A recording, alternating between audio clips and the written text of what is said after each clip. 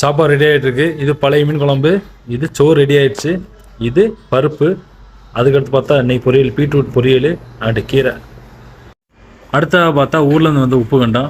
உப்பு கண்டம் எப்படி செய்யுதுன்னு பார்ப்போம். உப்பு கண்டம் எப்போவுமே சரி 1/2 மணி நேரம் தண்ணியில் ஊற வச்சிடணும். ஊற வச்சுட்டு இது மாதிரி ஒரு பலகால வச்சு நங்குன்னு குத்துனா தான் நல்லா சாஃப்டாக வரும். சாஃப்டாக இருந்தால் தான் நல்லா சாப்பிட முடியும், இல்லைன்னா ஹார்டாக இருக்குது, நம்மளால சாப்பிட முடியாது. அவ்வளோதான், இன்றைக்கி சமைச்சு முடிச்சாச்சு. சோறு ரெடி ஆகிடுச்சு. இது பழைய மீன் குழம்பு சுண்டை வச்சு சாப்பிட்டா அவ்வளோ சூப்பராக இருக்கும். அடுத்து மட்டன்.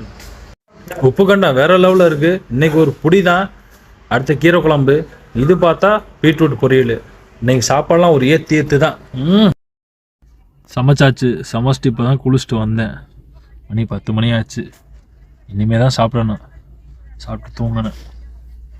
உங்களுக்கு இந்த வீடியோ பிடிச்சிருந்தா லைக், ஷேர், கமெண்ட் பண்ணுங்கள், ஃபாலோ பண்ணிங்க. மறந்துடாமல் நம்ம யூடியூப் சேனலையும் சப்ஸ்கிரைப் பண்ணிடுங்க. ஓகே, பாய். யாராவது துபாயில் அல்கூஸில் இருந்தால் நம்ம ரூமுக்கு வாங்க சாப்பிட.